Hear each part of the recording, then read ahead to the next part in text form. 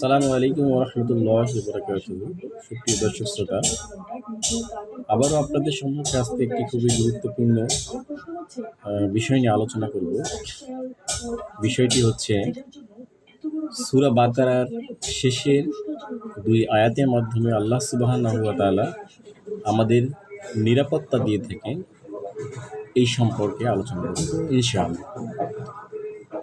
এ সম্পর্কে একটি হাদিসে এসেছে, আবু মাসউদ আনসারী রাদিয়াল্লাহু তাআলা আনহু হতে বর্ণিত, তিনি বলেন, রাসূলুল্লাহ সাল্লাল্লাহু আলাইহি ওয়াসাল্লাম বলেছেন, যে কেউ রাতে, যে কোনো ব্যক্তি হতে পারে, রাতে সূরা বাকারার শেষের ২টি আয়াত পাঠ করবে, তার জন্য এটাই যথেষ্ট।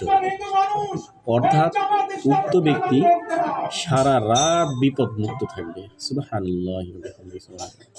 তাহলে আমরা জানি সূরা বাকারার শেষের ২টি আয়াত কি? অনেকেই জানি, হয়তো অনেকেই জানি না, হয়তোবা বললে আপনাদের স্মরণ হয়ে যাবে। তা হচ্ছে, আউযু বিল্লাহি মিনাশ শাইতানির রাজীম, বিসমিল্লাহির রহমানির রহিম।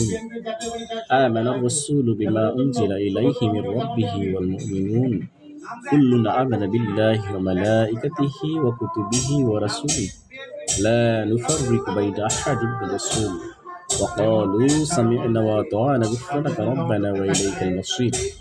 লা ইউকাল্লিফুল্লাহু নাফসান ইল্লা বুসআহা লাহা মা কাসাবাত ওয়া আলাইহা মা ইকতাসাবাত। ربنا لا تؤاخذنا إن نسينا أو أخطأنا ربنا ولا تحمل علينا إصرا كما حملته على الذين من قبلنا ربنا ولا تحملنا ما لا طاقة لنا به واعف عنا واغفر لنا وارحمنا أنت مولانا فانصرنا على القوم الكافرين। আমরা যেন উক্ত সূরা বাকারার শেষের ২ আয়াতের প্রতিনিয়তই সকাল, সন্ধ্যা এবং রাতে ঘুমানোর আগে আমরা যেন আমল করতে পারি। আল্লাহ সুবহানাহু ওয়া তাআলা উক্ত আয়াতের উপর আমল করার তৌফিক দান করুক। সকলেই বলি আমিন।